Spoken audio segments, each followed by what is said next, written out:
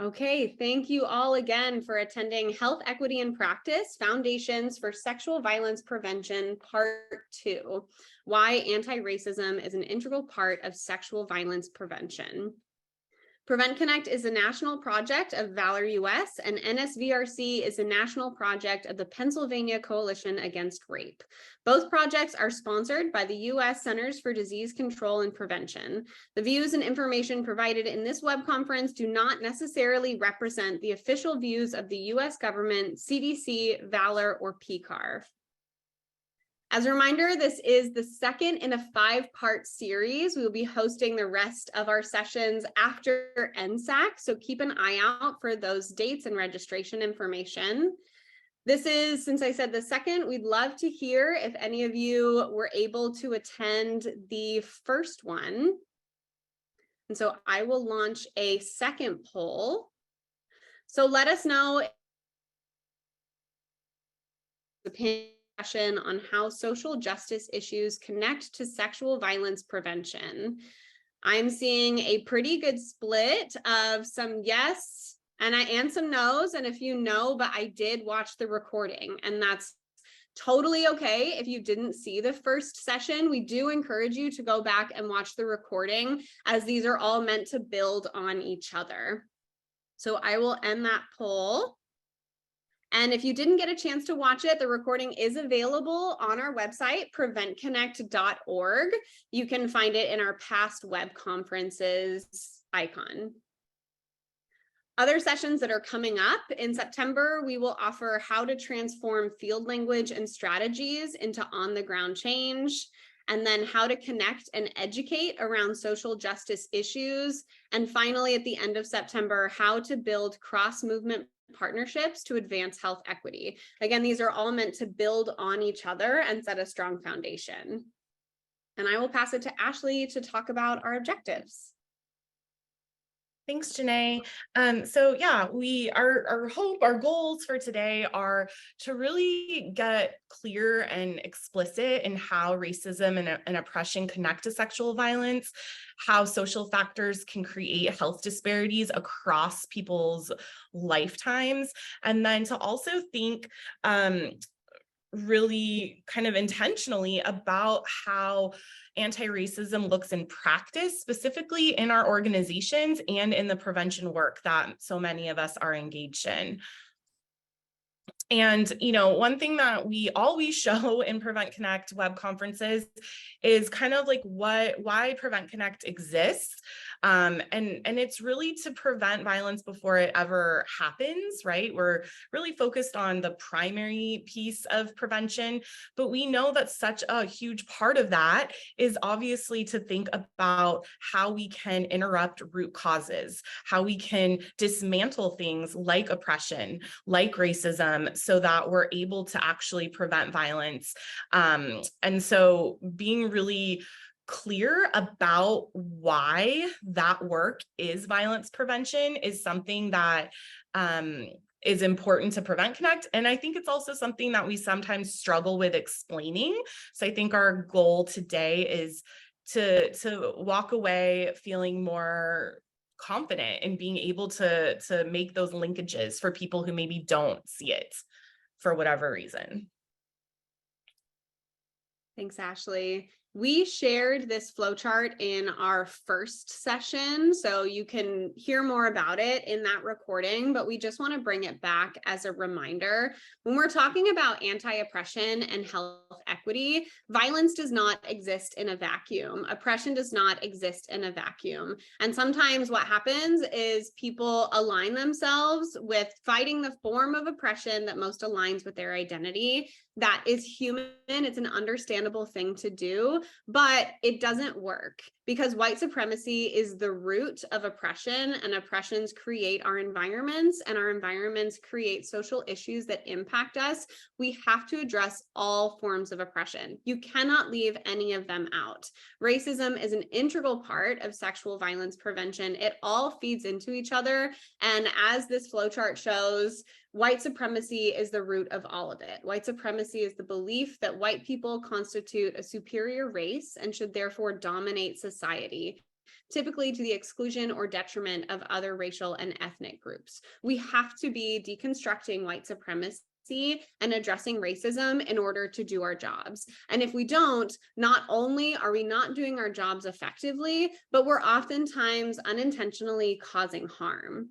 So this is a quote from our first session from Ariana, and she said, "We see power and sexual violence used against marginalized folks when we're talking about slavery, when we're talking about colonization, when we're thinking about war.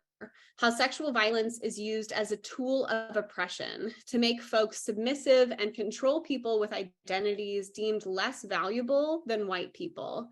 So in our first session, in our framing, I talked about sexual violence as a result of oppression, as an outcome. And Ariana shared some really powerful insight that it's not only an outcome, but also a tool. And that's one of many reasons why anti-racism is absolutely vital to our role in the movement. And so I'm going to stop sharing for just a few minutes before we go into hearing from Rosa and Caitlin. And I would like to invite my colleagues, Ashley and Mo, to hop on, and I'm going to pin your videos. And we just want to have a conversation about why this is so important to us as staff, as people who work in the movement, and also as people who work at national TA providers. So Mo, do you want to get us started? Why Yeah. are we here? Yeah. I mean, oh gosh, there's so many reasons. And one of the things that I know a lot of folks have been talking about and was covered in the initial web conference was there's this idea of the history of our movement. And it's the story that we tell about like how we got to where we are now is like this dominant culture view of it is shaped in a way that's really harmful. There's this idea that like, oh, these second wave feminists were like, we got to do something about this. And we're going to form these rape crisis centers. And we're going to partner with the criminal legal system so we can get justice in a certain kind of way. And we're going to get federal funding for this work. And if you tell it that way, it makes sense to like see where we are right now. But it doesn't include all of the history. And all of the history includes that prevention and intervention has been happening since this country was started because of the slide that you had showed before, what Ariana said. Back when this country was founded, genocide, slavery, all of those things, sexual violence being used as a tool of war. As long as this has existed, people have been fighting against it and been working to prevent it.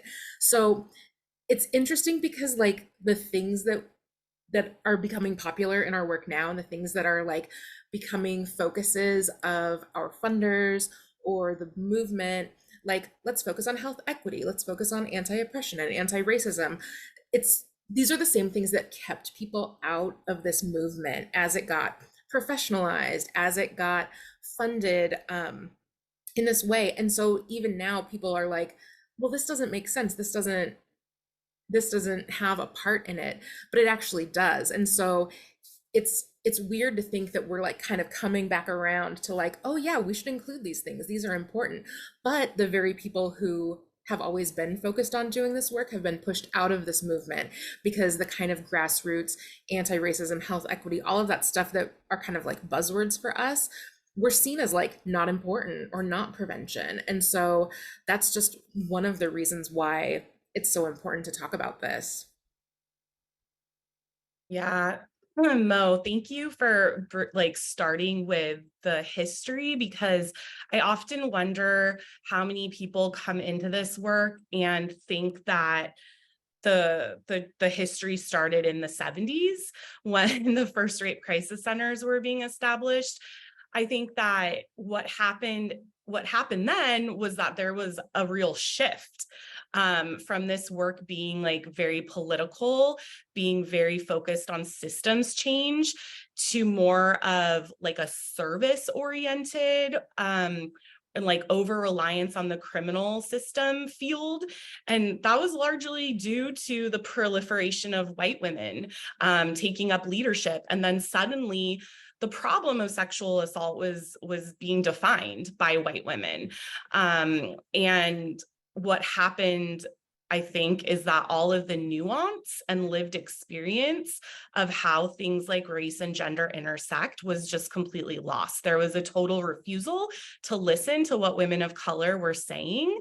So a lot of the so-called gains in the 70s actually ended up creating more dangerous conditions for women of color and created harm.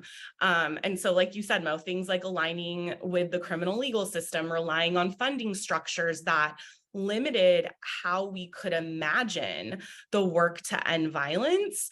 And I think that's still true today, that we can really create additional harm when we're not intentional about the impacts of racism and when we're not actively seeking anti-racist practices in our work. What about you, Janae? Yeah, thank you both so much for sharing that. And, I think often, and Mo and I chat about this sometimes, about our role as national TA providers and the position of power that we have. And one of the reasons that I really love this job is because we are in a position where we can set the tone, where people are looking to us to see what they should be doing, and that I feel like we can move the needle sometimes. And when we were talking about this series, when we were dreaming up this series, what it really came from was us talking about, let's reframe the foundational non-negotiable skills that people need to have to do this work. I think when I came into this movement, that was like how to take a crisis call and how to do your timesheet and how to do grants. But, we are saying anti-racism, knowing how to practice and anti-racism and talk about race, that's a non-negotiable skill that you have to have. Connecting to other social justice issues, non-negotiable skill that you have to have. Partnering across movements, non-negotiable skill that you have to have. Let's bring you there. Let's get you there and bring you along. I see this series as not only a tool to provide some training, but also a statement for what we think people need to have to do prevention. When we talk about onboarding and being intentional about how we bring people into this movement and deconstruct dominant culture, oftentimes things like anti-racism and our values get picked up along the way. But what would it look like if people's first introduction to this movement was, this is a value that we have, a value that you need to have for your job. If you don't, there are other movements for you. If there's learning that you need to do, we can get you there. Yeah, thank you, Janae. I think too, something that I've heard a lot of over the years, that preventionists who, they do hold that value, and are wanting to practice anti-oppression, specifically anti-racism, by supporting community coalitions, by attending, maybe protests or events that are really aligned with anti-racism. They're not being supported by leadership, because there seems to be like a disconnect between anti-racist work and sexual violence prevention. And so I do hope that this series can also help build some capacity to be able to, say that anti-racist work is sexual violence prevention, and sexual violence prevention without a lens of anti-racism and anti-oppression is, to me, not really preventing much of anything. Thank you so much, Ashley. And I know we're kind of coming up on time. We have about 5 minutes left. I do think this is really important. Mo, for you, we've talked about why the series is important. Why is this session so important? Why did we pull out anti-racism as its own session to focus in on it, rather than just like leaving it to the first session? We talked about racism in that session and like calling it good there. Yeah, it's such an important thing. And we had some conversations about this, and there's so many reasons. And one of them is that I think white people in particular can get really insecure when you talk about racism, because it's like, oh no, what if I mess up? And that means I'm a bad person. And it feels like difficult in that way. And then I think what happens sometimes is when we're talking about anti-oppression, people will, I'll say white people will veer off and talk about different forms of oppression instead of really staying in and discussing racism and really grappling with that. Um, so we don't want that to happen. We don't want that to get pushed aside because of people's discomfort, because white folks are like, oh, what if I say something wrong or do something wrong? Like, you will, and that's okay. And this is important, and we don't want to push it aside. The other thing is that a lot of stuff that has been going around, like social media and statements about anti-racism, has been really performative. And we've all seen like the black boxes on Instagram like a couple of years ago, or like statements, like all these companies put out statements, like your favorite shoe company or your makeup company put out like some statements. But like, what have they actually done with that? So we really need to be looking deeper, or working deeper than just like kind of looking like you're doing the work.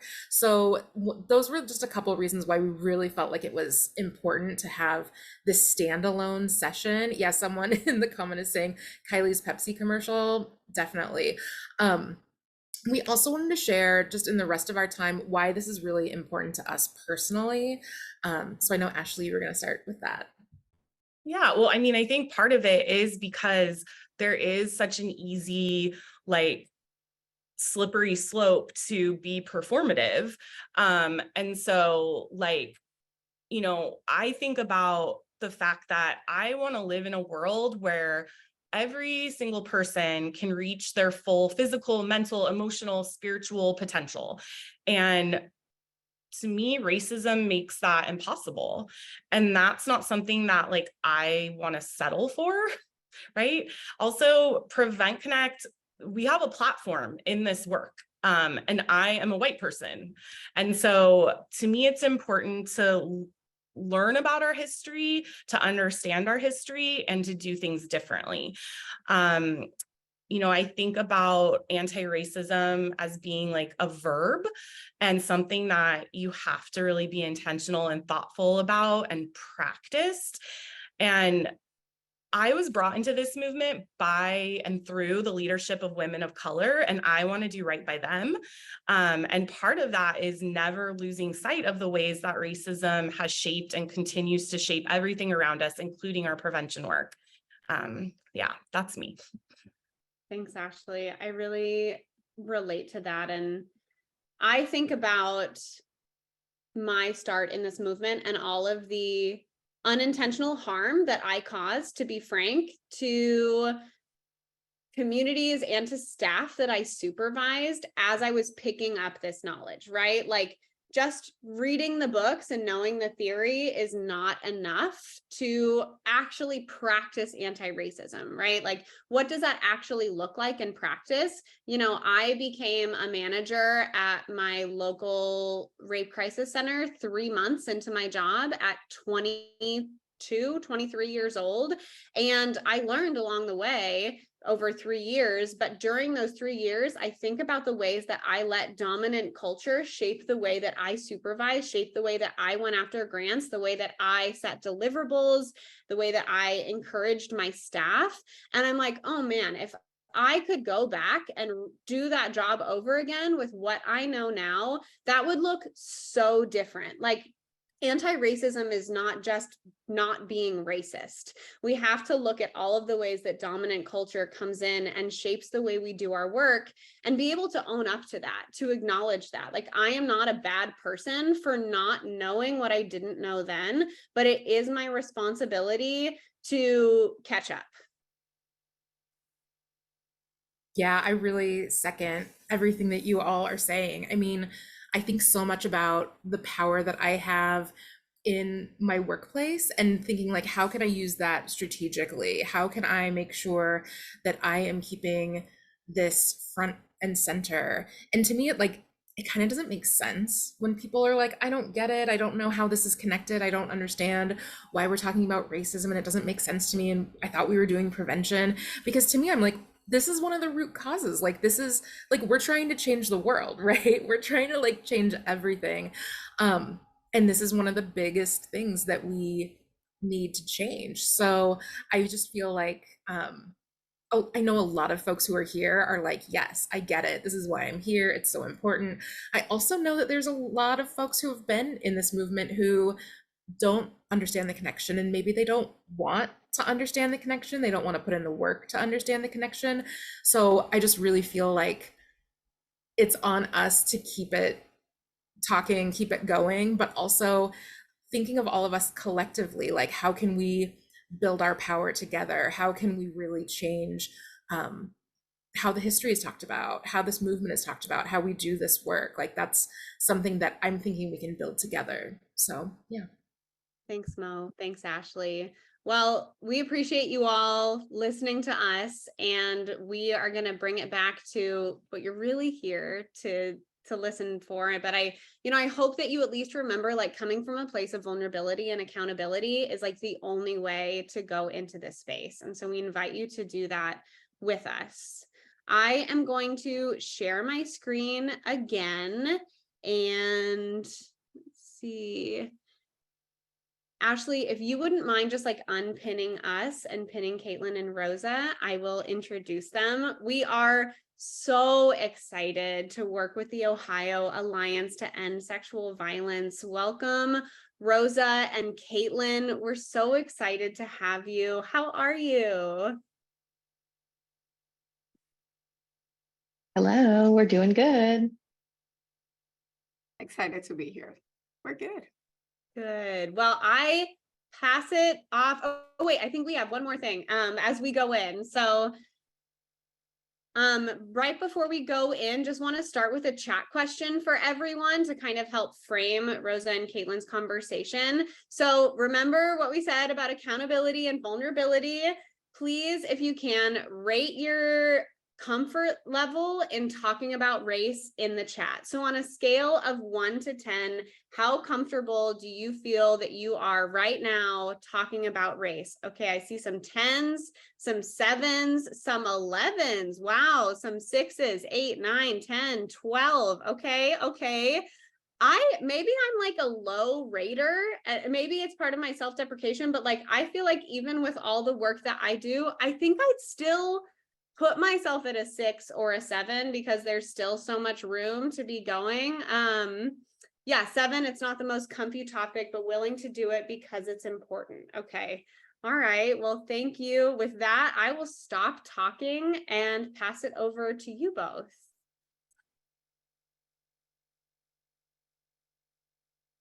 All right, thanks, Janae. Rosa, maybe we can start with introductions and then I can pass it on to you. So my name is Caitlin Burke. I use she, her pronouns, and I'm the Director of Prevention and Public Health at the Ohio Alliance to End Sexual Violence. I've been in the prevention field for about a decade. My background is in engineering, but my mom was a sexual assault nurse examiner, and so that's how I was first introduced to the field. Did some peer education in college and loved it, and so soon after graduation decided to make prevention my career, and have seen a lot of shifts in the field over the time that I've been doing this work, and definitely some unique perspectives being at the coalition level. So I will pass it over to Rosa. Thank you, Caitlin. Rosa Belcher, my pronouns are she, her, ella. I am the president and CEO of the Ohio Alliance to End Sexual Violence. I have been in this role actually for 10 years, just celebrated 10 years at the coalition, but working within anti-oppression field, especially overseas, for over 20 years, Haiti, the Dominican Republic, and other countries in reference to all of the issues. And also I am one of the 8 women of color within the 55 US and territories coalitions that leads. So that's another conversation that we'll have today. So excited to be here, and hopefully we could dive in and have some meaningful conversations and interaction about the realities of the intersection of sexual violence prevention and oppression and our history. and how damaging it is. And while I celebrate that many of you are very comfortable talking about racism, it still continues to be a very touchy subject for many, and very performative in the way that we speak about it, in the way that it manifests, in the way that it continues to show up, in the way that we interact with each other, in the way that why feminists and activists and allies and co-conspirators in this movement continue to hold marginalized communities and people of color within leadership position accountable and not regulate themselves in the way that it is manifesting and showing up with that white supremacist mentality. So yes, happy to be here.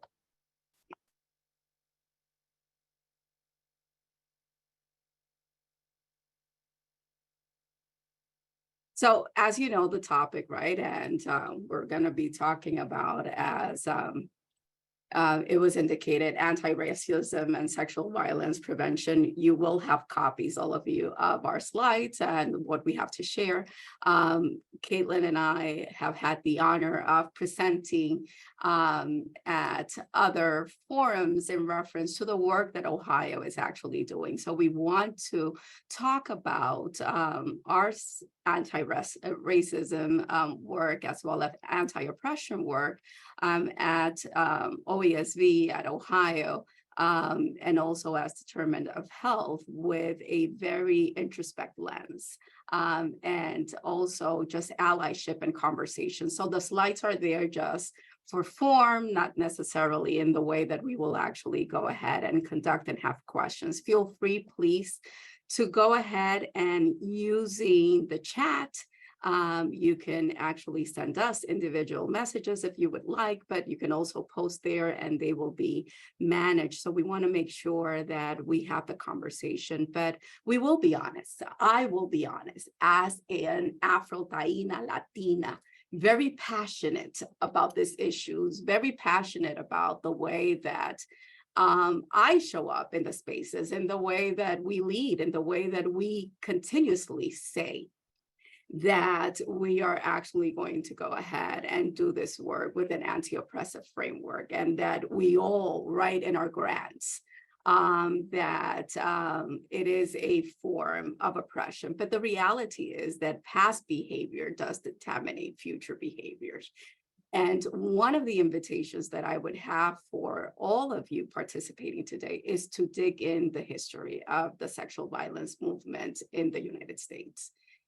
It is imperative. There's tons of resources that have been created that are there, that it is important. I also want to elevate and congratulate Janae as well as Ashley and Mo for the transparency, right? It takes a lot to say, I have caused harm, right? In leading, I have caused harm in the way that I have showed up, supervised, or why is this truly important for us? And why are we doing this work, right? Again, it's easier written than truly done. And what we want to go ahead and emulate is being able to go ahead and truly do this work with transparency and also accountability, but accountability with love, as well as an SBI model, right? Which is, what is the situation? What is our behavior?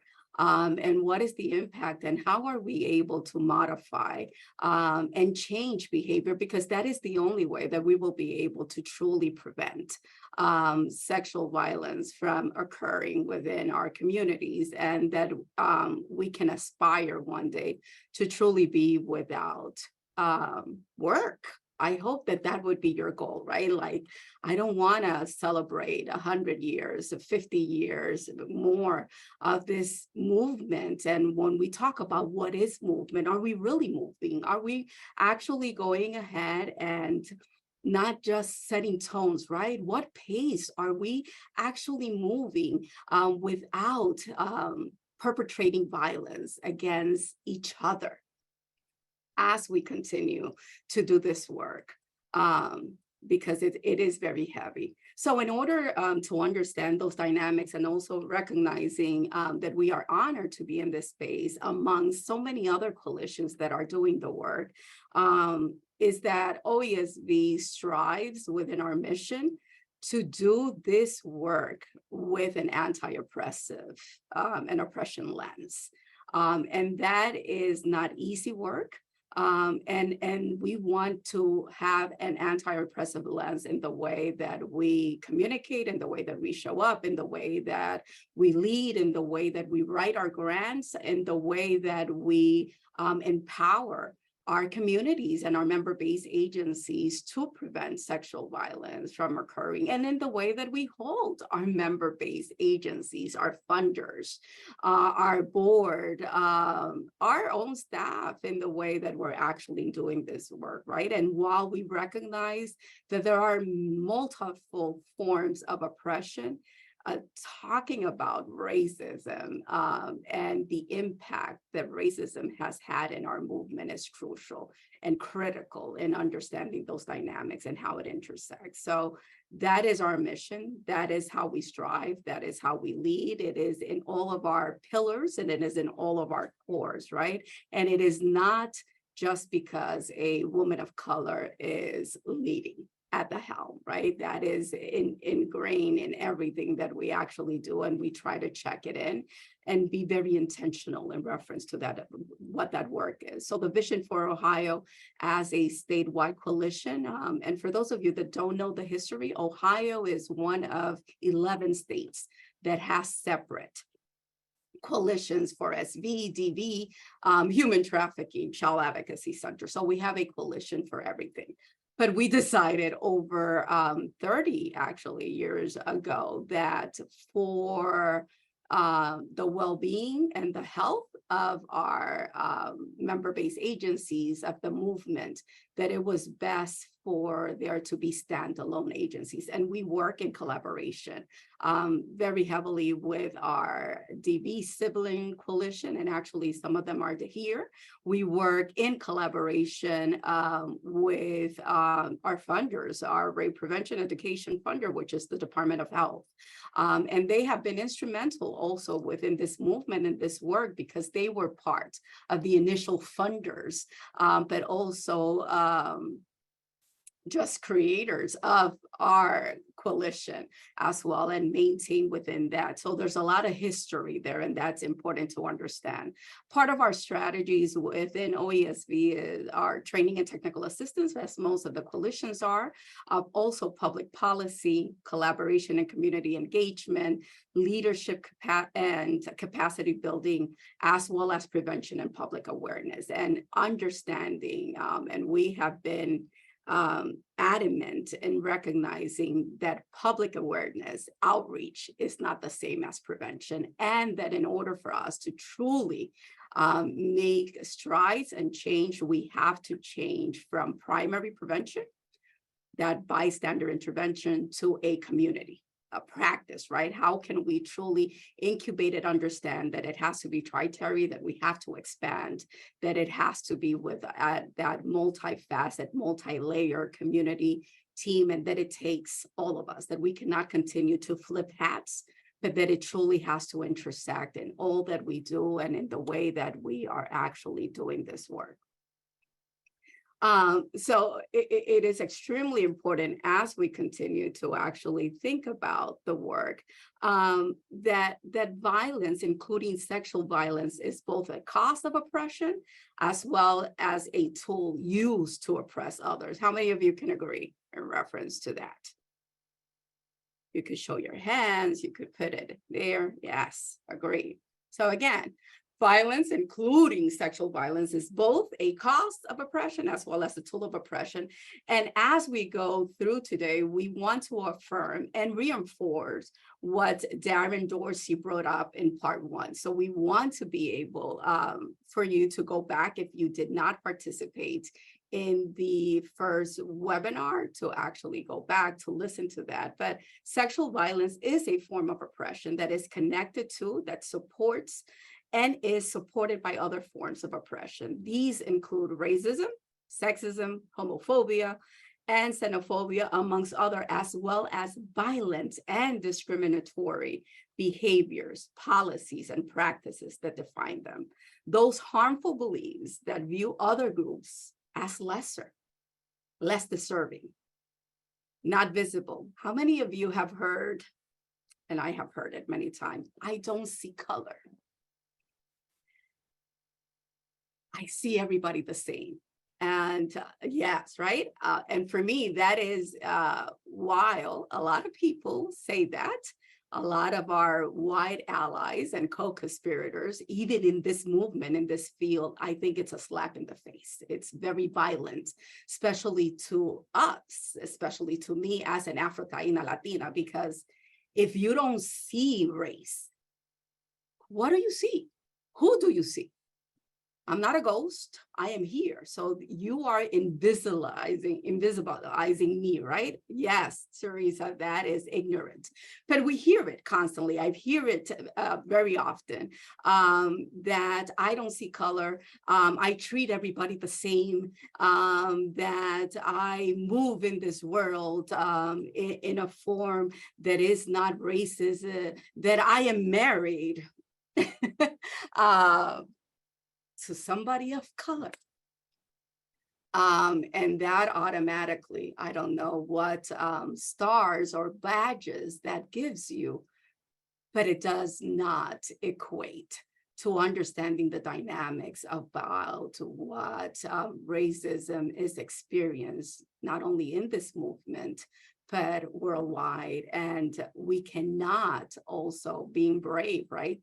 Not talk about racism and the leeway that it has given and how violent has government has been, that the impact of George Floyd in this movement as a whole. And that is all connotated to violence, but it equates to race. So we cannot just have racism within one of those categories of intersectionality, right? And not address how much it actually affects the work that we are actually doing, and also those harmful beliefs and views that other people have. So OESV believes that the effort to confront any form of oppression requires a commitment to confronting all forms of oppression. We can't do this work if we do not address it. As a whole, if we are not intentional as a movement in reference to what working with an anti-oppression framework truly is, and the way that it actually manifests and shows up, which is extremely important. And thank you for those of you that are sharing and showing the ignorance, right? And even within the ignorance, people in positions of power. And for those of you that don't know or recognize race as a whole, being white and a white woman gives you power over any other group, right? And I have been in spaces, in prevention spaces with white women in power that continue to go ahead and have microaggressions and microoppressions with minority groups, but even amongst their groups, and the way and the excuse in most cases about the language or the way that it manifests and shows up continues to be, I didn't know better, or this is what I know. And that is scary, and that is unjustifiable. So when doing this work, there has to be a lot of introspect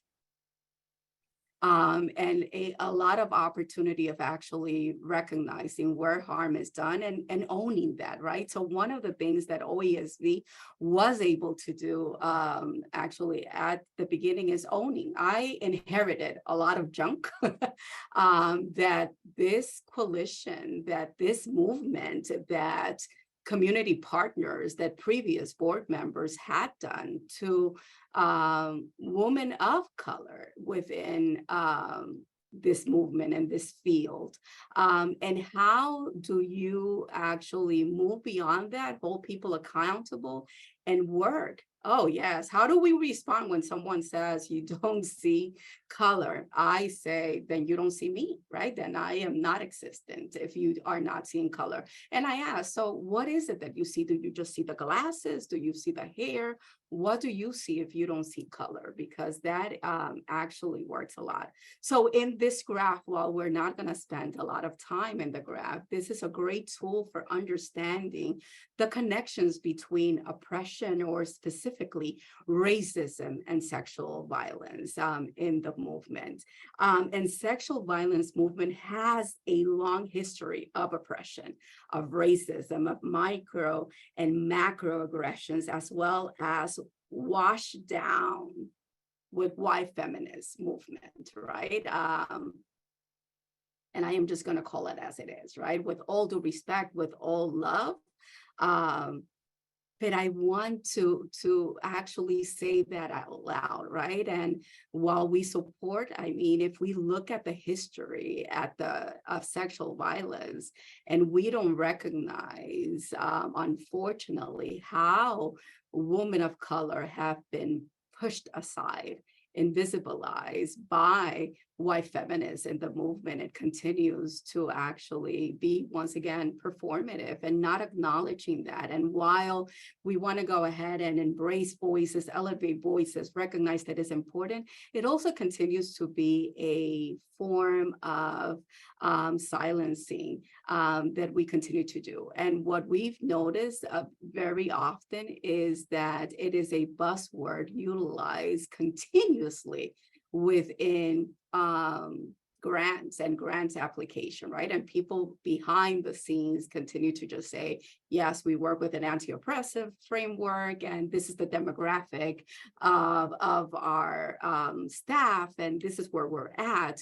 But our practices, our policies, are some of the pushbacks still done with a white supremacist mentality. So when we're looking at this pyramid, it is important to actually understand those similar attitudes and beliefs that support individual discrimination, right? Which is supported by institutional discrimination. All of it can be a result in racial and or sexual violence, and leading us to loss of life.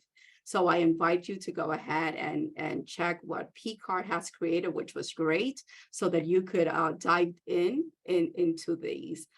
So that we're all also understanding the dynamics of terminology and recognizing that over 30% of those that were present did not actually go ahead and speak about or listen to the previous webinar or have that clear definition. We want to start with a blanket playing field. So we're going to define 3 terms today that I hope that they would be useful to you. And again, as I mentioned, these slides will be available to you. We'll make sure to have them. And Caitlin, feel free to interject whenever you would like, so that you're here. So oppression, right? One of the definitions that are crucial as we set the tone and continue to speak about the issues today is, what is oppression? And Ariana Simmons in the part 1 defined it very well as a perpetual state of disadvantage, right? A combination, we can say, of prejudice and institutional power that creates a systems that regularly and severely discriminates against some groups and benefit other groups. That is the definition that the National Museum of African American History and Culture actually has. But when we talk about oppression as a whole in this movement, we can also say that they are social norms that condone violence. That is the use of power over others, that it's a traditional construct of masculinity, the subjugation of women, and the silence about violence and abuse that contribute to the occurrence of sexual violence. Oppression in all of its forms is amongst the root cause of sexual violence. History, point blank. We cannot actually move without defining and actually upholding those definitions as a whole. Would you agree? Do you have other definitions of what oppression is? Yes, hats off, Jen, to Tatiana and Jackie at PCAR for creating that wonderful graph. Anybody wants to share your definition, your interpretation of oppression? We'd love to see it. What do you consider oppression to be?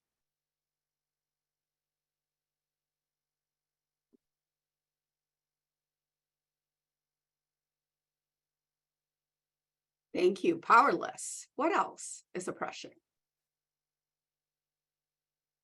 Oppression, opresión, fuerza, ignorance, control. People, keeping people down. Yes, discrimination, fear. Power over, utilizing one's position of power, whether aware or not, to gain control of a situation. Yes. The system pieces seems important, whatever definition there is. Yes. Invisible, maintaining power. The set of institutional and personal strategies to maintain control over certain people or groups. Coercion, silencing. Forced conformity, making you feel less than. A pattern of power and control over the groups. DV on macro, yes. SV on macro too. Exploitation, maintaining control, gaslighting, yes.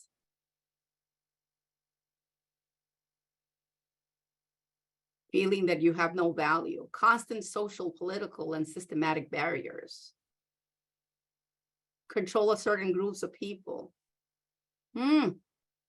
Thank you for sharing that. Oppression prevents me from living life to the fullest.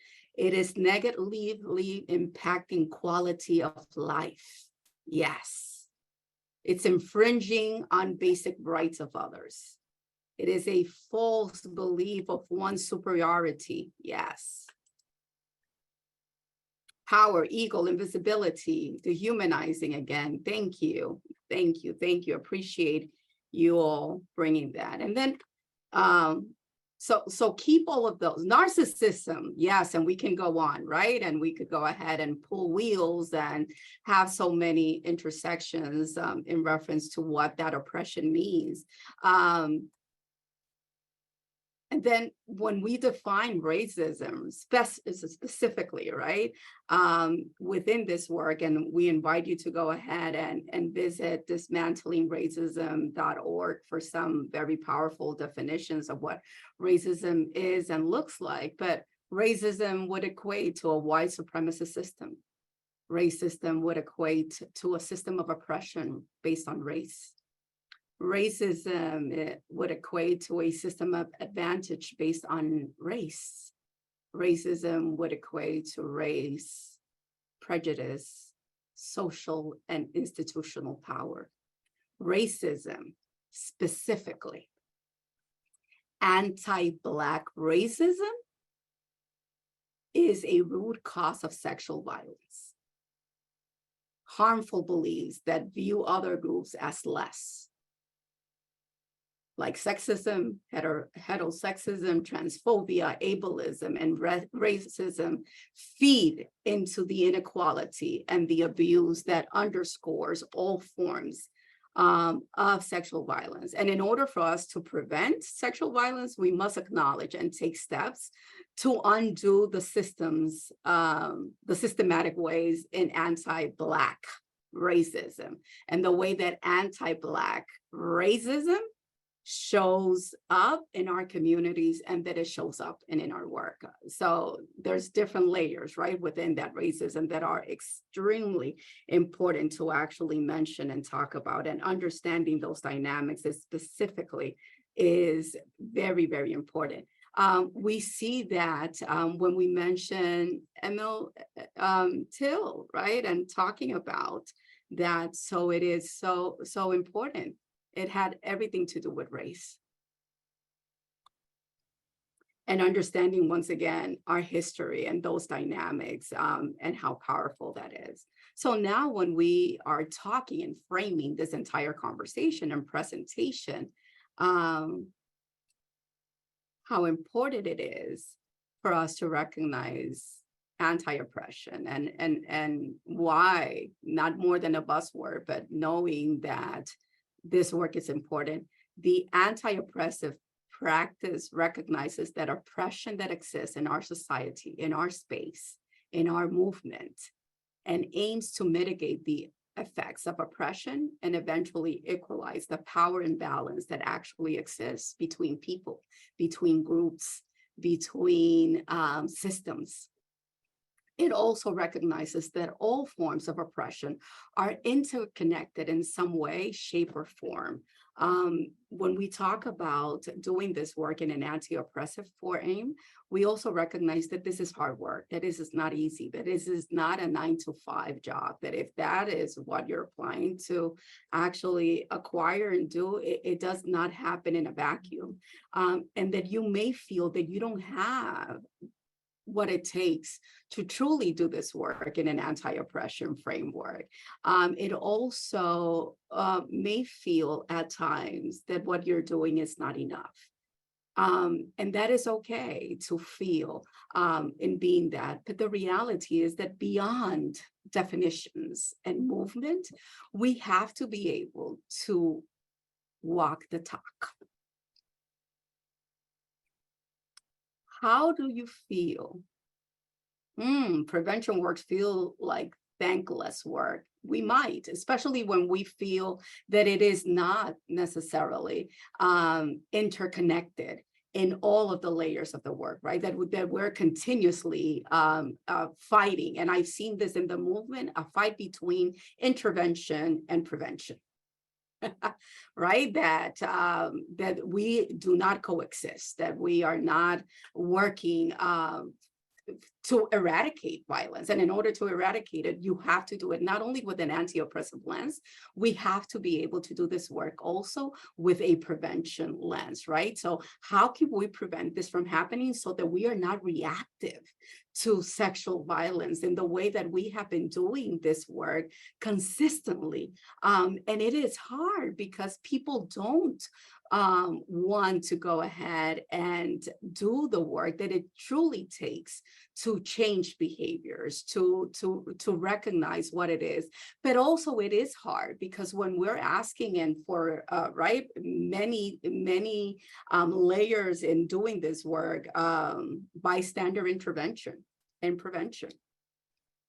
And when we talk about racism as a whole, right, in this movement, recognizing, is that safe? Putting a marginalized group in a position to actually be bystander intervention, is it safe? Or are we causing more harm? And those are deeper conversations that we need to have within this movement, and the way that we have continued to talk about prevention, that one-on-one, right? Or personal instead of, or what are we asking of our community partners, especially when they fall within one of the marginalized groups, and we're asking them to actually go ahead and step up or speak up or educate or prevent.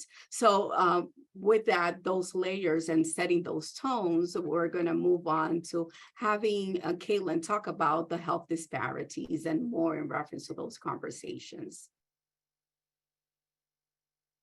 Thanks, Rosa. You really just brought up a lot of stuff that I'm hoping we can talk more deeply about, and probably we'll have to do it past today, because the dependence on individual education is one of the biggest barriers that we have here in prevention right now to truly integrating this anti-racism and anti-oppressive work. So we will move to that in a couple of slides. I'm not going to take too much time to go through this because I don't think everyone else is a public health nerd like me. So I am going to like really reel myself back. But it is important that as practitioners, we understand these terms. There was a lot of really great conversation in part one about how health equity is an inaccessible term, is very focused in public health. But as preventionists, we are used to changing how we talk about things to make it more relevant, to make it more accessible to folks. Like just how Rosa asked us to do that in the chat earlier. We can talk about these things and fully understand them in a way that is accessible to those who we're working with. So this, this series is focused on health equity, right? There's a big focus on health equity in the prevention field, especially for those who are being funded through the CDC. And so that's another reason why we want to make sure that we're using similar definitions here. So the key point here that I want to mention about health disparities is the fact that it's preventable. So preventable health differences linked to disadvantage. So multiple levels of disadvantage, social disadvantage, economic and/or environmental. So the key point to remember for health disparities is that it's preventable, which means we can do something about it. And you've probably heard of health equity. Again, a lot of people might have heard this term. It's definitely tends to be a newer kind of buzzword term, but we might not always understand it. So I like this definition from our friends at NSBRC who are here today, and then the Prevention Institute. Health equity can be defined as everyone having a fair and just opportunity to attain their full health potential. And that disadvantage that we talked about with health disparities no longer exists. So talking about full health and wellness for everybody, because we all deserve it. Everybody deserves their full health and wellness, and health equity can be achieved. We know that it can, but it's like we've talked about, it's hard work and it takes a long time to do. Another important term for us to fully understand as practitioners is social determinants of health. So a lot of people I've heard say that racism is a social determinant of health, but it's not. It's a cause of the social determinants of health.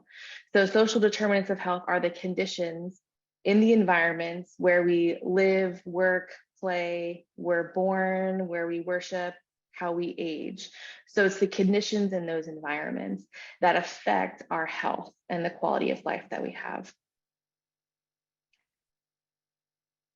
And so I offer this framework, this picture here. Please do not think that you have to fully understand it after today. I'm not going to go through every step, but I think it's helpful for those who prefer some pictures or visualizations.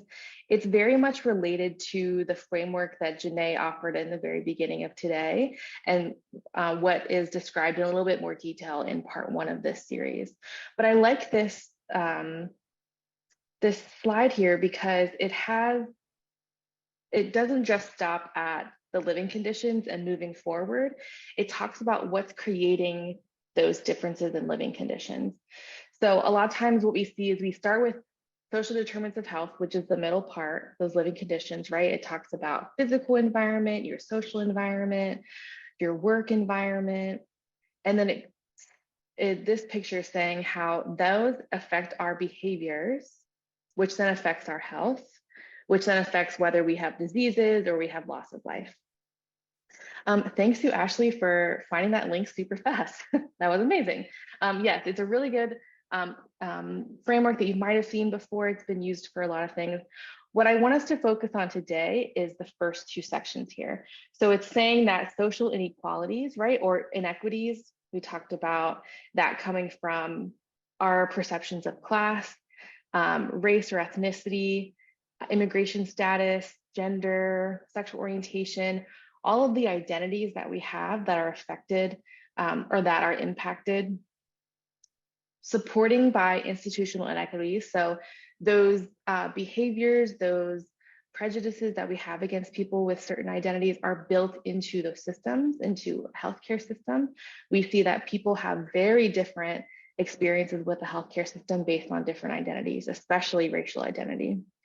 We see schools, there's also differences in educational opportunities, but also educational experiences based on things like race or gender identity or even sexual orientation or sexuality. You also see there's not-for-profit organizations. So this is what we've talked about in the beginning. What Rosa gave a lot of information on is that within our own organizations, we have built some of these harmful systems that we're trying to break down.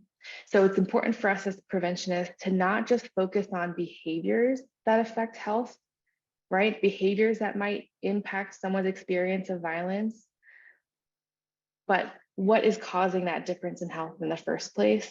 And it's deeper than that. It's related to racism, sexism, other forms of oppression that we talked about.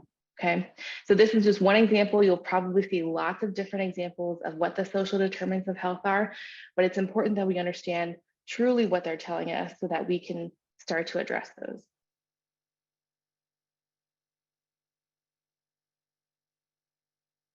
This is also another really great resource that I use all the time.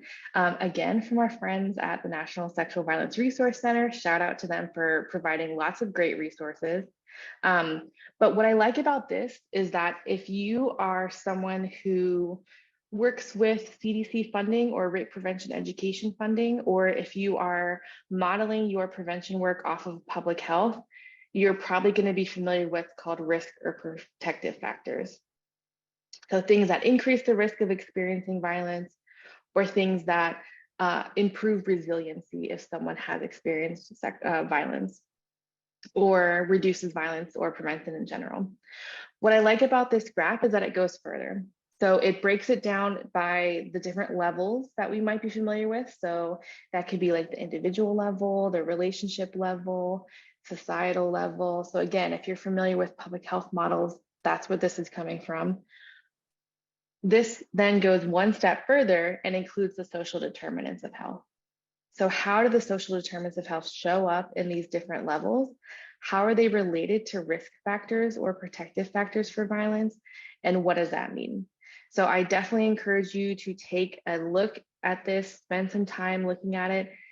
What I like about this graph is that it helps us expand our idea of what prevention can look like, because we're so focused on it has to include sexual violence. We have to be specifically trying to reduce sexual violence. But what this is showing is that we can be doing things like anti-poverty work, or we could be working on housing initiatives. And that's probably going to address the same risk factors that created sexual violence in the first place.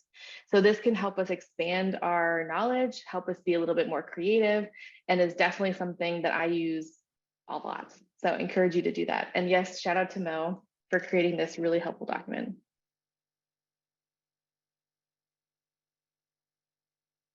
Okay, so the main part of what we're hoping to discuss today is a little bit of examples of what we've done in Ohio, things that have worked, things that we're still working on, and we would love to hear from you as well. So if we have time at the end, we would love to do a little bit of journaling. So in the meantime, if you have some paper nearby, we encourage you to grab that, take some notes, because we're going to be asking y'all to be creating a plan for yourself to leave with today. Okay, so we're going to start with organizational. So Rosa, do you want to give some examples of what that looks like on the organizational level? Sure. So that it's not performative, right? And once again, like, hi, we did this. One of the things that we've noticed is that people don't give credit where credit is due, or they take on things saying that they are the ones doing that. But from an organizational perspective, recognizing again that this is part of our mission to do this work with an anti-oppressive lens. So all of the structure and hiring processes, all of the standards of operation have that lens, training, conversations, difficult conversations with our directors, right? Crisis centers, directors, evaluation format, the way that we write our grants as well. We make sure that the layers are there so that they're able to actually recognize the way that we recruit for our board of trustees as well. Those are part of how, from an organizational perspective, you could truly walk the talk, that it's not performative, that it's not a buzzword. We've also, from an organizational perspective, recognized the need of our op-eds as well as position statements. We have been very vocal, very in situations that have occurred, right? And some of the questions that we have been asked is, are you a social justice agency or are you a rape crisis program? because again, recognizing all of the issues of oppression that have actually occurred in Ohio. Ohio is special, that it's something that we tend to say. We have funding through OVW to create space and programming, roles, collaboration. We also have an anti-oppression and accountability committee that was, again, as I mentioned, inheriting the junk. So doing the hard work and recognizing how do we bring people to the table, not only from OESV, but around the state, and recognizing and understanding the dynamics that it's needed to have an anti-oppression and accountability committee within our state agencies, creating a track training specifically of anti-oppression and requesting funds to be able to do that and sustain that, and inviting our community partners and pushing envelopes as much as we possibly can. The leading the Women of Color caucus, right, as well, in recognizing and growing that. And with that, the anti-oppression matrix and Women of Color working with our sibling coalitions, ODVN, as well as others, in a wage gap analysis that actually occurs, and what is the raise, and how are they coming in, and being able to share that with our funders, and asking our funders also for some of the languages that they are utilizing, being part of evaluators with some of the grants that are being submitted. So those are some of the things that we have been able to do. And I know, Caitlin, that you are also part of the co-conspirators, as well as anti-oppression committee. So would you like to talk a little bit more about that from an organizational perspective? Yeah, so that's a great opportunity. Our state has an iteration of co-conspirators in ending violence. So it's for anyone who's working towards anti-racism work within the anti-violence field. Definitely focusing on giving white folks a chance to take time to think about this work, to step up, to have set time on their work plans to do this work. It's been really impactful. You know, it's a group that changes year by year, just depending on what's needed, I think. But it's something that as an organization, we are expecting employees to be a part of if they have time. And I think that is a key piece to why this works, is because it's expected to do the work. And so not only is it expected, but the policies and practices within the organization are supporting that as well. So definitely an interesting way to, you know, we've had local programs who've done similar things where they've had like white employee anti-racism groups, and they've been successful or kind of working towards success in different ways.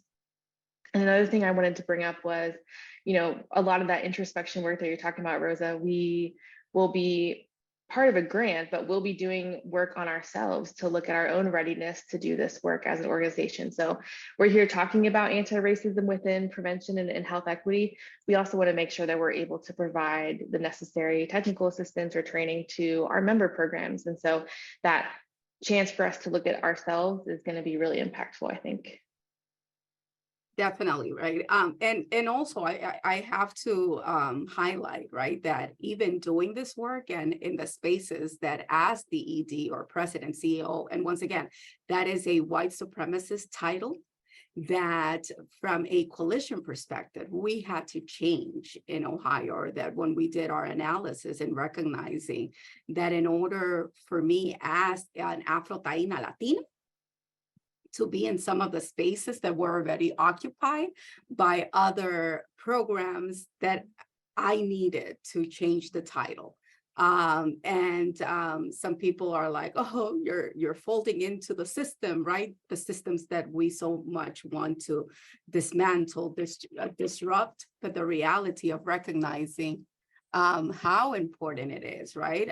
When you're showing up to the spaces, and that for me, being a woman of color, and the woman of color in this position is very different when I show up at the tables that have not been created for me, for my minority, when we're talking about the anti-racist work, right? And that I could see my peers, my colleagues,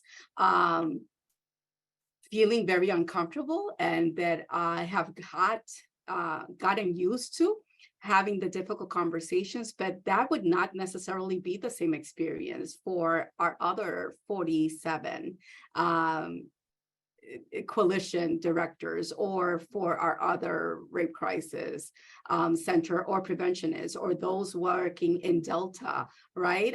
Being able to show up because you show up as white, and that inherently has power. So not only creating those spaces, right, and understanding in the prevention space, but it will change the dynamic of when a marginalized person doing this work as a preventionist, or in the spaces that they are coming across, again, how are they seen? And knowing that many times I have to carry my own chair or build my own table to actually be there. So that's from an organizational perspective, and so important actually to have that. So with our partners, what does anti-racism look like within our partners, Caitlin? Yeah, one of the main things I wanted to talk about with this, but first, just so there was a question about what the co-conspirator group has produced. Thank you, Rebecca, for putting the website. It has a really good list of what each group does. This group has done a couple, each year is different. So, during 2020, it was really important that this group was visible, and so putting out more of those statements. It was a way for people to divert funds to different causes, and now is working through a couple, I think it's quarterly training, so spaces for folks to come together and continue to build skills around anti-racism. So again, not just talking about it, but building those skills. The Anti-Oppression Committee has also created a bunch of resources, so you'll be able to find those on those websites. So thanks for asking that. And for partnerships, the one thing that we haven't really talked about is contractors and MOUs. So that was a big thing that we've done over the last couple of years, is really examine our partnerships with our contractors and understand that if something isn't working out, we don't have to continue that. We can pause that relationship and either pause it indefinitely or pause it so that we can continue to educate one another, to build relationships, to say, like, this isn't working out right now because you've caused harm in this space. We're not going to work with you because of that. And also understand, looking to see what we've written into these agreements and can we make those more robust. And I think that's been not only helpful in allowing us to build new relationships with contractors, either for training or for evaluation or consulting. It's allowed us to build relationships that we might not have had before because we were focused on maintaining these potentially harmful relationships that we've had for a long time. We've also touched a little bit on funders, but definitely started having more real, honest conversations with our funders about things that were harmful within their RFPs or applications, what they were asking folks to do, but also how they were treating the folks that they were funded. So as a coalition, we were able to build that relationship. So we had a little bit more leverage. And so we were able to use that leverage to have those honest conversations. And so it might not always work depending on the type of organization that you're in, but funders are humans too, they're real people. And so I think that we forget that sometimes, and building that relationship with the actual person can help a lot. And we've seen a lot of success in that, is having those really honest conversations with the one person who, we can put a face to the name, which has been helpful. Yes, and that's so critical, right? Like even after an RFP is sent out and you have those conversations of we're not a pass-through agency, so for us that's extremely important, and Hopefully, while I am an ED, we will not be a pass-through agency. And we've been very intentional with that because being a pass-through, right, that also has different layers of power and dynamics. And we want to continue to build our members. We want to be able to hold them accountable and train and teach, right? But we want to do it from a strength base.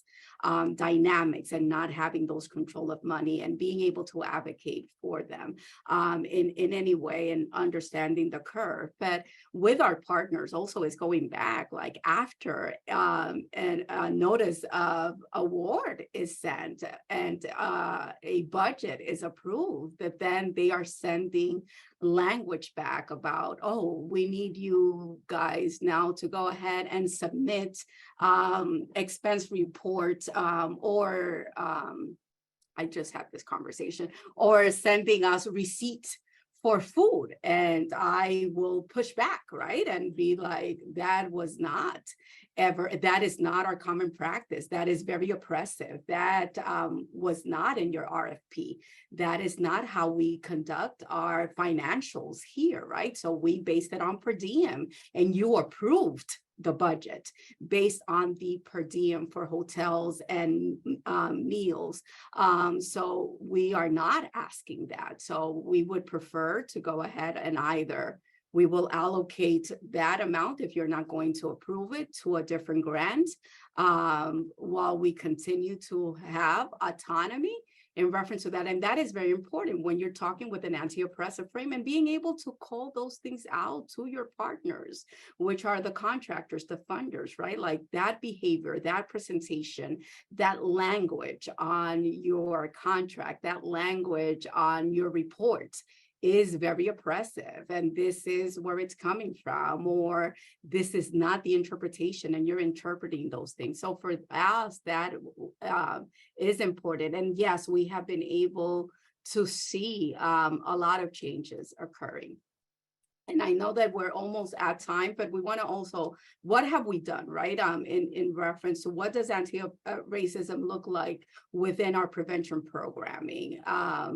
And one of those within is Ohio has been able to advocate for rape crisis funding at a statewide level.